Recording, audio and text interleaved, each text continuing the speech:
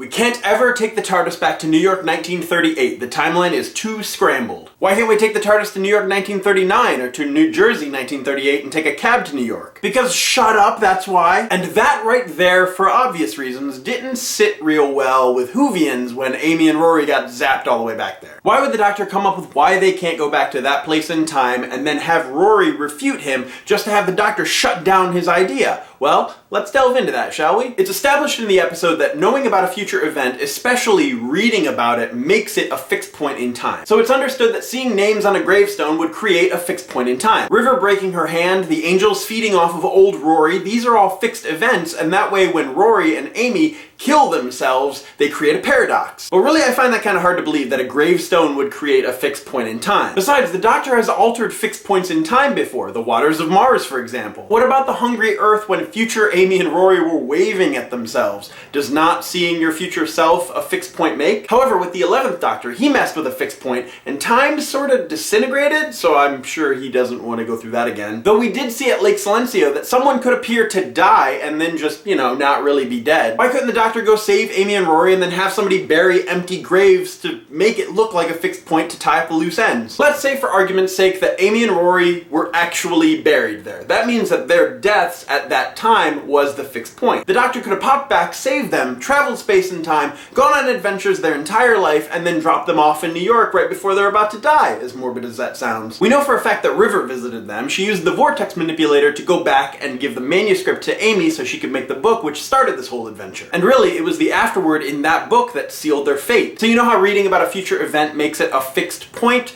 and that the gravestones kinda sorta had a workaround that I'd mentioned before? But reading about how good of lives they had doesn't really have a workaround. Sure, the Doctor probably could have found a way to at least visit them without disrupting the fixed point in time if Amy hadn't written about their happy lives in that afterword. That being said, she didn't go into too much detail about their lives because the book could have been printed less than a year after Amy and Rory popped back there. And River had Amy write the afterword because she thought that there was a better chance of the Doctor listening to Amy. But here's the thing that bothers me. Doctor Who is a show that's built up this gigantic idea that anyone who thinks critically can overcome insurmountable odds. The Doctor gets his companions to believe in themselves, they go on to be brilliant problem solvers, and then they even help the Doctor in his time of need. As Rory stated, it should have been easy enough. Couldn't the TARDIS have gone back to any point in their time stream once they had been zapped back? So why did the Doctor tell Rory because shut up to him thinking critically about a problem? It's established early on in New Who that Time Lords can sense time. So if there was a way that the Doctor could have gone back to save Amy and Rory, he probably would have known about it. So let's say for a minute the Doctor knew of a way to go back and save Amy and Rory. Why didn't he even try it, or at least attempt it? Amy made the conscious effort to go back to be with Rory. She was willing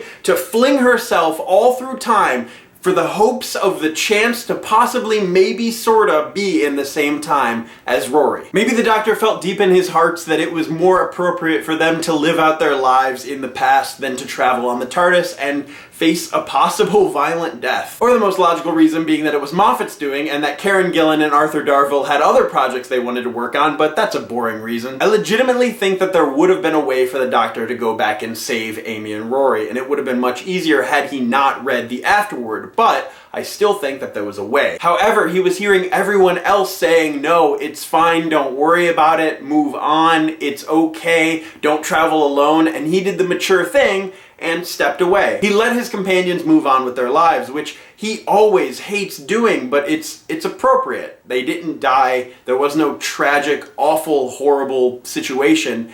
They went back in time, they lived out their lives, and I think he understood that. But of course, that's just a theory. A Doctor Who theory. Does anyone get the reference? Anyone? No?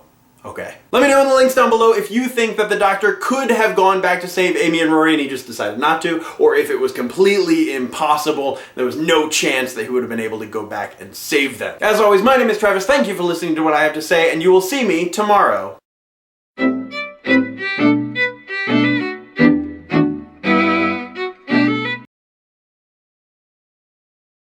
And yes, Whovians, I'm aware I have two shadows. Almost every single video that I posted this month in front of this wall, I've gotten comments like, oh, you have two shadows. Oh, two shadows. Vashta Narada, two shadows.